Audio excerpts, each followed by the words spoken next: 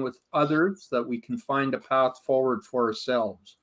You can learn more about me by visiting gerryfriesen.ca. Through this Facebook Live event, I am representing the Stigma-Free Society, which is a Canadian registered charity that aims to reduce stigma of all kinds with a focus on mental health.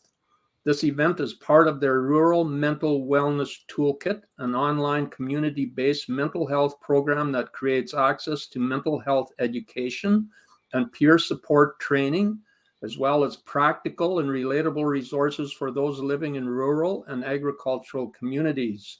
You can find the toolkit at ruralmentalwellness.com, and I'll mention that again at the end. I am excited today to have the opportunity to chat with Dr. Andria Jones-Bitton.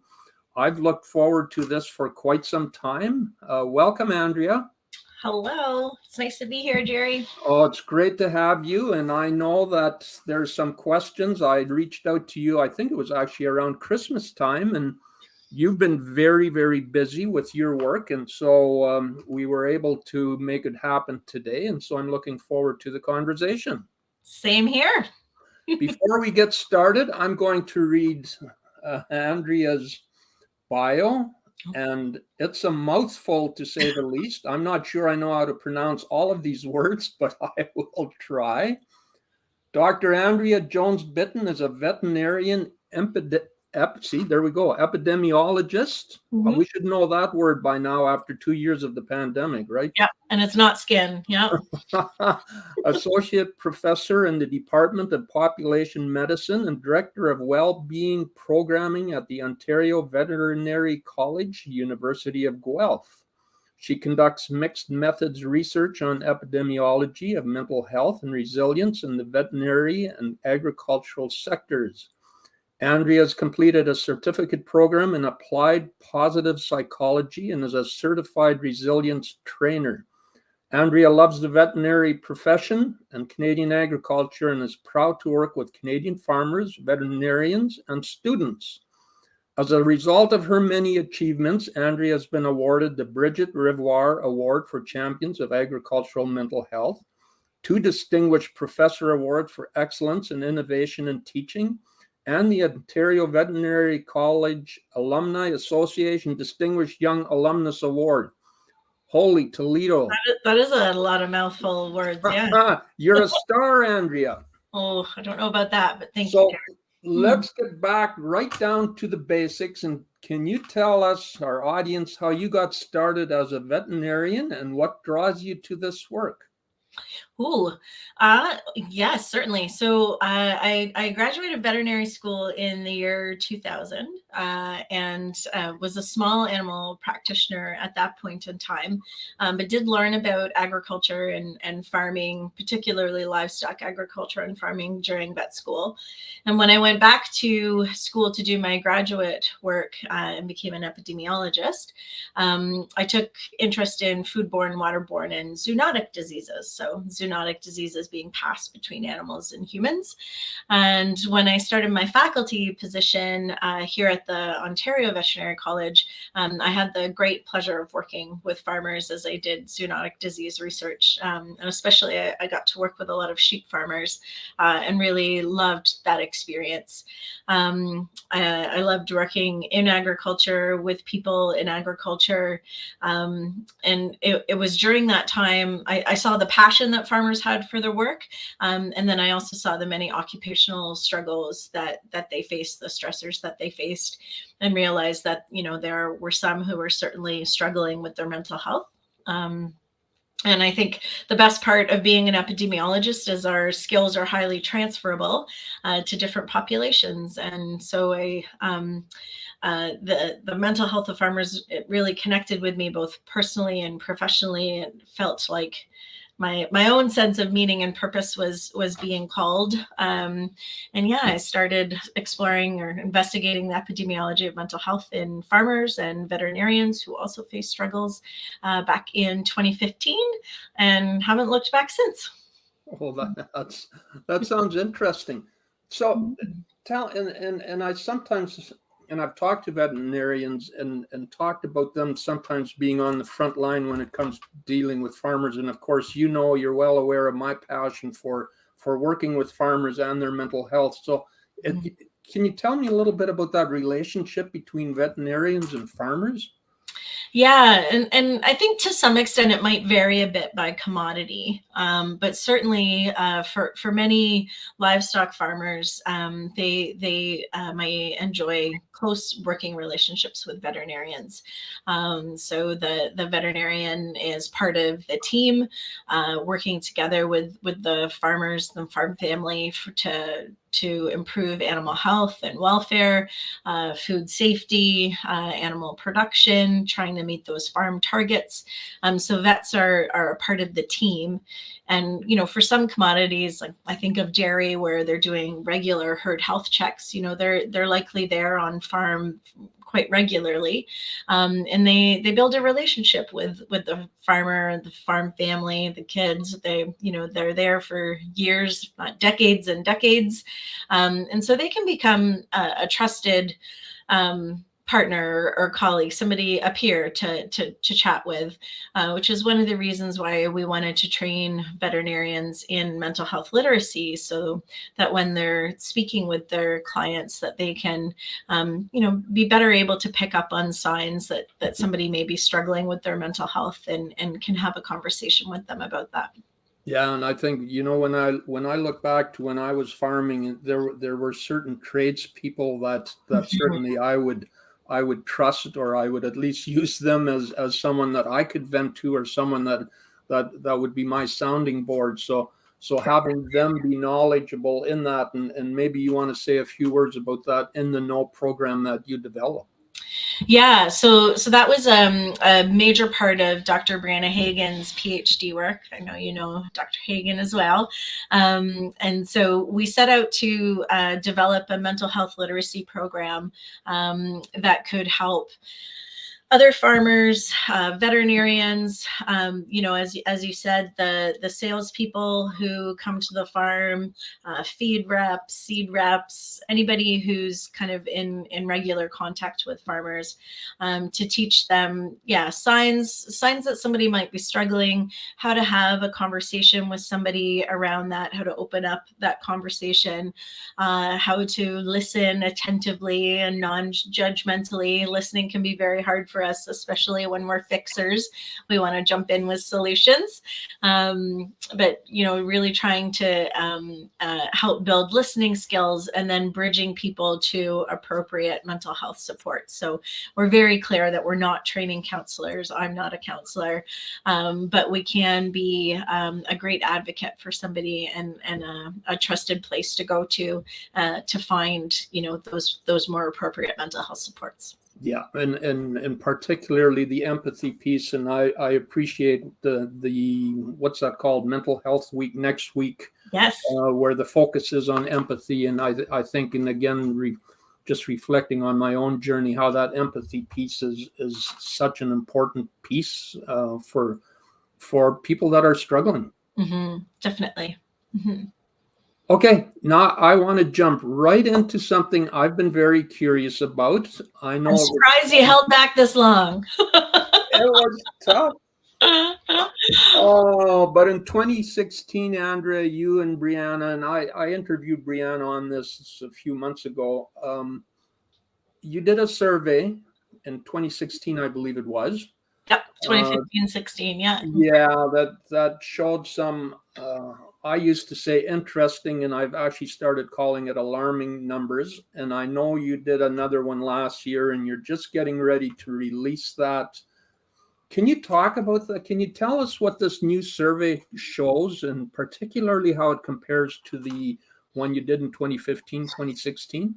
Yeah, certainly. So the first national survey we did in 2016, it was our intention to redo that survey, re-administer that survey every 5 years, so we can keep an up-to-date kind of pulse on what's happening. So this was our second national survey, roughly 5 years later.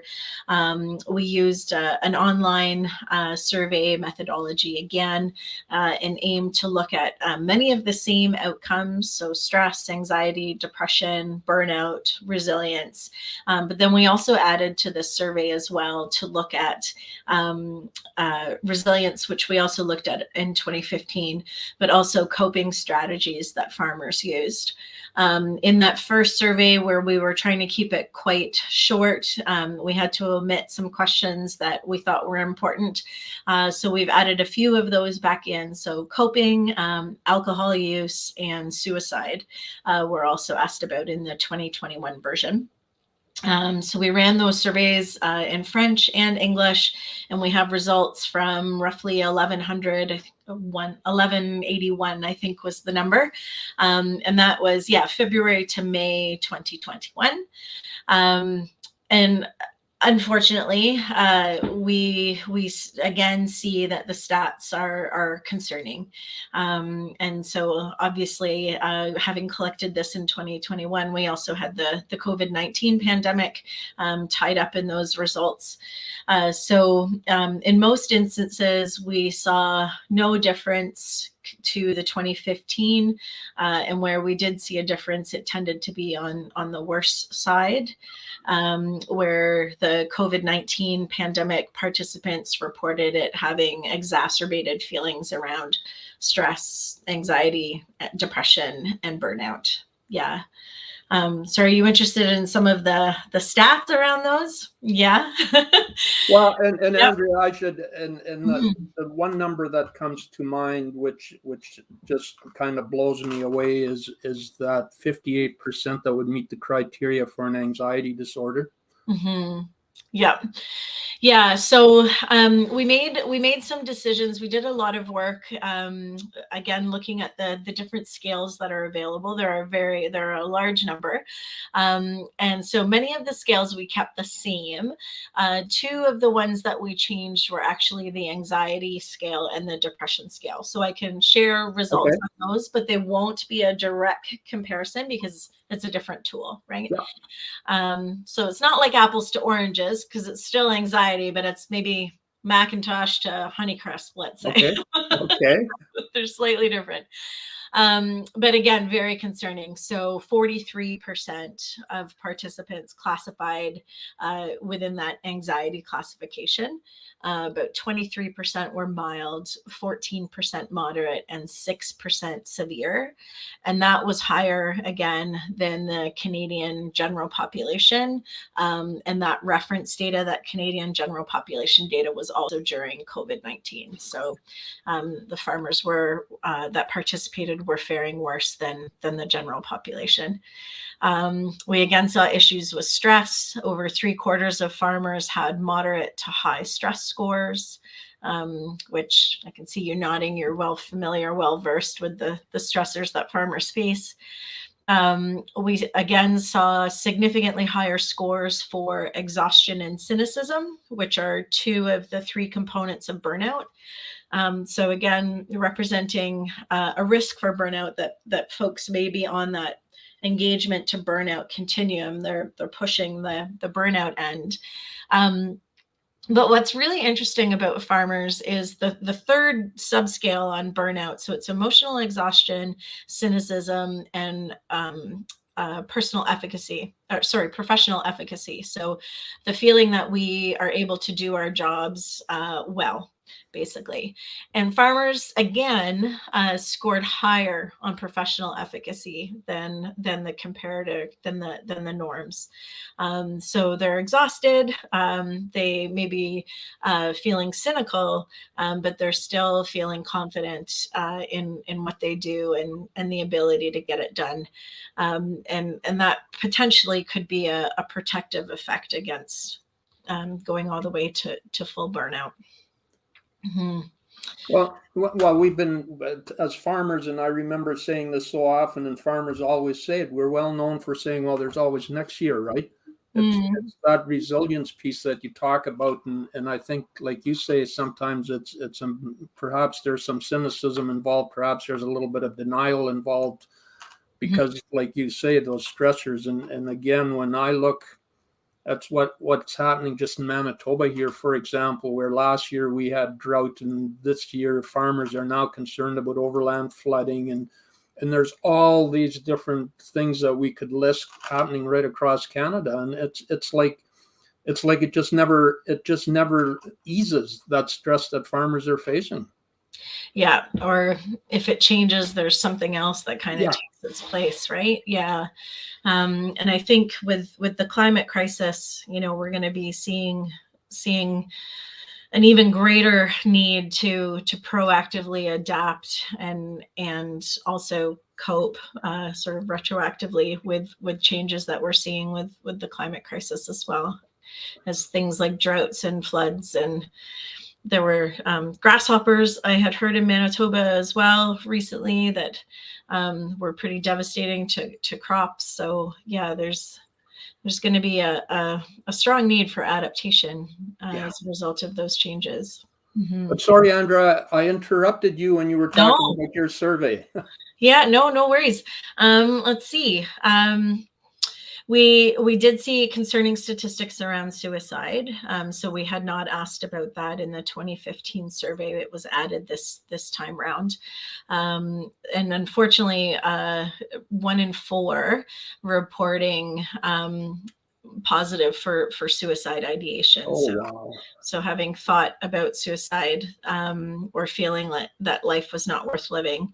Again, this is during the real peak of the pandemic, and hopefully as we start to see the end of the pandemic, but hopefully we'll see more positive effects, with the pandemic, with changes that are happening with the pandemic. I'm just going to leave it at that. Well, you're an epidemiologist. Come on. Can't you call it? Yeah, but that's a whole other live session. Yeah, I know, exactly. Yeah. No, but that number of 1 out of 4, that's incredible. Yeah, it's certainly concerning. Again, I think highlighting everything that you've already talked about, that need to chat with others, to share experiences, to share coping strategies. There was a broad range of coping strategies that farmers used, and many farmers reported using very helpful coping strategies, like talking to others, changing mindset, getting exercise. Those that's terrific. We did see significantly more use of avoidance, so avoiding other people. As you well know, we sometimes tend to want to withdraw when we're not feeling ourselves. Drinking alcohol, self-blame. This is something we see in our veterinarians as well. Sometimes I think, especially where there's so much riding on farmers, there's almost this feeling that they can't fail. And so when it happens, there's a lot of self-blame, self-criticism that goes along with that. And then we also saw sleeping more and changes in eating patterns. So that could be more or less than normal. So alcohol use as a coping mechanism was higher than the general population, but fortunately, we saw, so the audit scale measures or sort of grades alcohol use, and we saw less risk of moderate to severe alcohol use disorder. So that is a good sign. We measured resilience again this year, and we found 83% of participants had resilience scores that were lower than the referent population. And for this scale, it's United States general population. So again, farmers, they're keeping on, they're keeping the farms going, they're moving, but it's not necessarily being done without detriment to their mental health and well-being. Yeah. And then the other thing I would share, that in almost every instance, except for alcohol use, women fared worse off than men. So women participants had higher scores for stress, depression, anxiety. Oh, really? And burnout than men did. Yeah. So is that somewhat of a norm, though, going back over the years since you've studied this? We had more women participate this time Okay. around, which is great for our stats and our power and being able to compare those differences. We know from the general population that the COVID-19 pandemic had disproportionately affected women more so than men generally, likely because of role conflict, right? Where if there are children in the house, it's usually the woman that tends to pick up more of the slack. And we know we saw lots of kids not being able to go to school and being home. So there's a question now, is that woman being spread even more thin than normal, with the farm job and kids at home and running the household, and or even having an off-farm job in addition to that. So I suspect it has something to do with differential responsibilities and role conflict. That said, we also know that women are more likely to report issues with their mental health than men as well. Yeah. And that's kind of across the board, not just farmers. So there could be a bit of response bias in there as well. Yeah. Okay, well, can you in one or two sentences then summarize for me what the difference was between 2015, 2016 and this one? Yes, I would say not much difference, and where there was difference, it tended to be worse. Yeah. And there's important gender disparities there, where I think we need to be doing more for women farmers. Wow. How's that? Thanks, Andria. That's perfect. That was 2 sentences. Yeah, that was awesome. So you're releasing this report next week?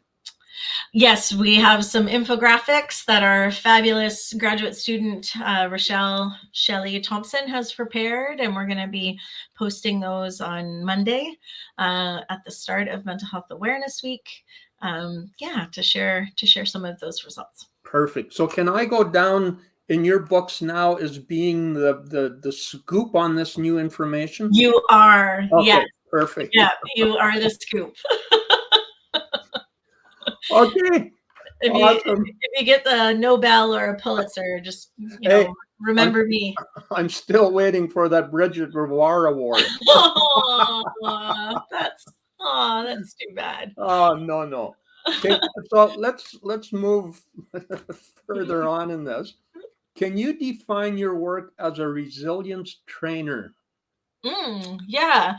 So in 2019, so I'm a professor, and so that involves teaching, research, and service for most of us profs. It does, and every, I think it's 7 years or 8 years, we're entitled to a sabbatical where we can go and get trained on things that can help build our college and build our research and help others. So I in 2019, I was on sabbatical and I did that training in positive psychology. And I thought, oh my goodness, like our veterinary students, our ag students, our vets, our farmers would benefit from this training. So I wanted to then also do a resilience training certification so I could teach some of this stuff in a responsible way. And so, with that training, I don't get to do a ton of it because I have a full-time job already, but I do love doing it. It mostly shows as workshops that I'm doing with others. So I've done some with some veterinary groups. I've done some with farmers. We look at things like thought reframing, when our thoughts are not very helpful or not very accurate, how can we reframe those? We look at emotional intelligence. How can we better understand what we're feeling and respond, intelligently, informed without reacting?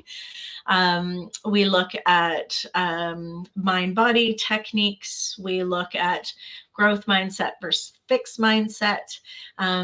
So we basically try to help others find or boost resilient skills to help them handle those stresses with a little bit more grit and grace. So I outside of my prof role, it mostly shows up as workshops. The University of Guelph recently did a Foundations in Agricultural Management course. It's online. I think it's still available. And I did a session there on mental health in that training. But then we're also, as part of my role at the Ontario Veterinary College, we're also starting to put some of this training into the curriculum for vet students as well, helping to boost resilience for veterinarians and everything they need to deal with. Mm-hmm. All right, that sounds really interesting. And some of that stuff you talk about, I sure could use at times, like at 3 o'clock in the morning. Yes, yes. Yeah, well, I learned it for my job, but I also apply it for me and my family as well, right? Yeah, absolutely. Mm-hmm. So, and this may not be a fair question, but I'll ask it anyway, is when you talk to farmers or people that are helping farmers, do you ever talk about the resources out there for farmers? Yeah, definitely. And I think there are more resources available now, certainly than there was back in 2015. Yeah. And so it's nice that the resources are out there now. And so people are seeing them and kind of at least tucking it away in the back of their minds that it's there. Or if there's somebody who's actively looking for those resources, they can find them.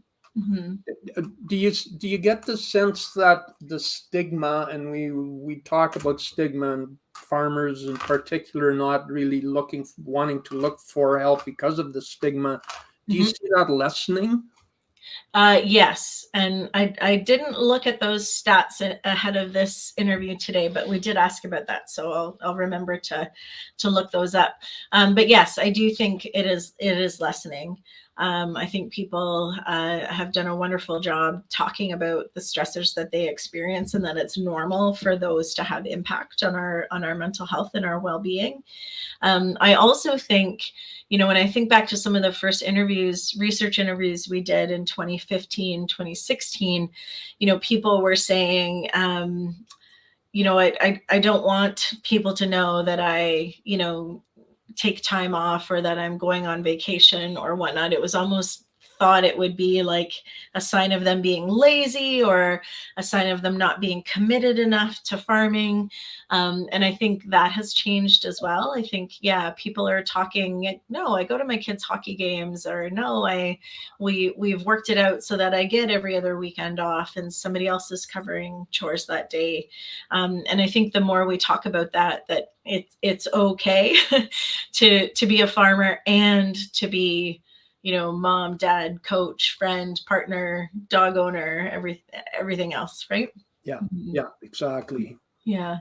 All right, you know what, Andrea, the half hour always passes way too quickly. There's a whole bunch of other stuff I'd like to talk about, but let me ask you one more question, and that is, how can folks get involved in advocating for the mental health of individuals working in agriculture? And whether that's farmers or whether that's tradespeople. Okay, that's a great question. So I guess first I would say if you're not already, get trained in mental health literacy. So our In the Know program, I'd be remiss not to mention that. It's in 6 different provinces right now, and we're working on partnerships with some others. So that's a great way to get started. It's a 4-hour program for people who are looking for more in-depth information or would like to take that to the next level. The Mental Health First Aid program through the Mental Health Commission of Canada is a terrific program. I would recommend that. Again, remembering there's such value in being a trusted, non-judgmental listener, right? Just zipping the lip and listening, not needing to jump in and fix, but being a place where somebody can turn to talk.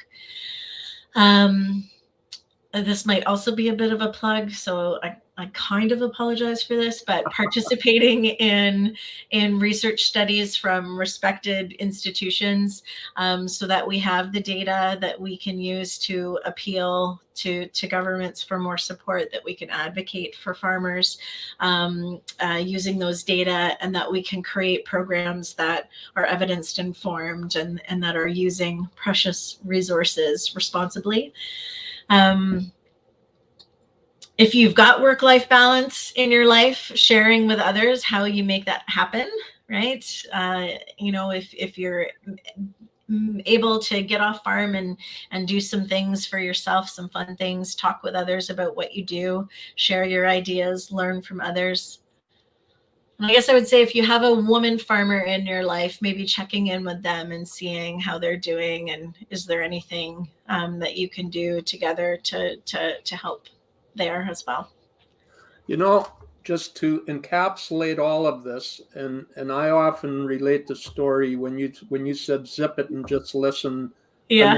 A neighbor did that for me back in 2005, and I will never forget that, because that was actually a turning point in my journey, because it encouraged me to actually continue seeking help. And so I think, and again, and we can relate that to the Mental Health Week coming up next week, which focuses on empathy. So if there's that challenge we can throw out there for people, is be empathetic, be a listener, and normalize and validate what the other person is going through, because anybody and everybody that's struggling, you need to know that you're not alone. Mm-hmm. Beautifully said. Yeah. Thank you, Andria, for your time. Thank you for joining us today. Your insights into mental health and wellness certainly have resonated with me, as they always do every time we talk. Ditto, Gerry. So the lesson today, again, is it's okay to have challenges. It's okay to be different, and it's okay to need help. Yes. And as I can attest to, there's hope and there's relief. And Andria, thank you so much for the work you do. It's much appreciated, and certainly helps the rest of us who are trying to work in this field to help others. So thanks again for your time. Thank you, Gerry, and thank you for doing what you do as well. And thanks for the opportunity to be here. Thank you. So to our audience, please avail yourself of the many resources available in the Rural Mental Wellness Toolkit, which can be found at ruralmentalwellness.com. If you missed part of this interview, or you hear about this, you can certainly find it there as well. So till next time, stay safe and stay well. Bye. Bye-bye, Andria.